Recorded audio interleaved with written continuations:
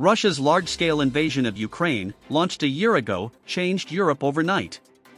It has set in motion tectonic shifts in political and economic relations, disrupting energy markets and upending existing supply chains.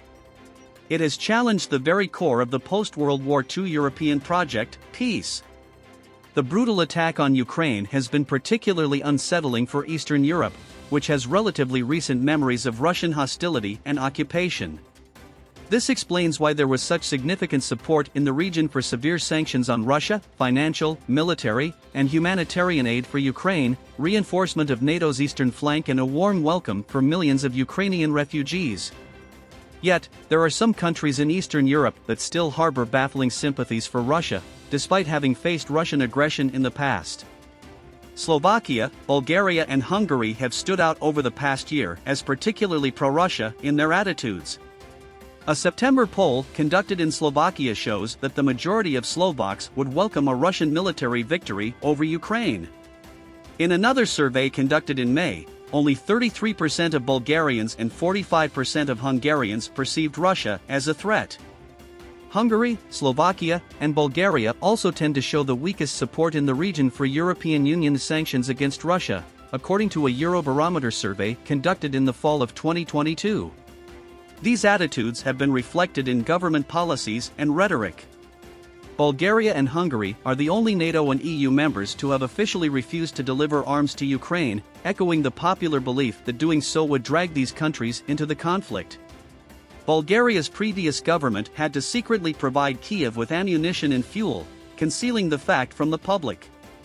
While the Slovak government has extended bold and open help to Ukraine, including supplies of heavy weaponry, and is among its top backers internationally in terms of aid given as a percentage of gross domestic product, GDP, it has sided with Hungary when it comes to economically uncomfortable decisions, such as last year's EU oil ban, for which it negotiated an exemption.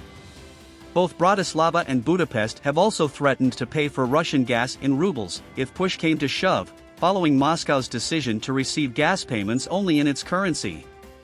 The Hungarian administration has repeatedly blocked sanctions against Russia in Brussels, while ramping up domestic anti-EU propaganda. The persistent pro-Russian sentiments in these three countries have a lot to do with recent history and Russian opportunism. The transition from communism in Eastern Europe came with high expectations for freedom, democracy, and prosperity that have not always been met. The pursuit of the Western model of development not only failed to deliver in the eyes of some Eastern Europeans, but produced feelings of inadequacy and disillusionment.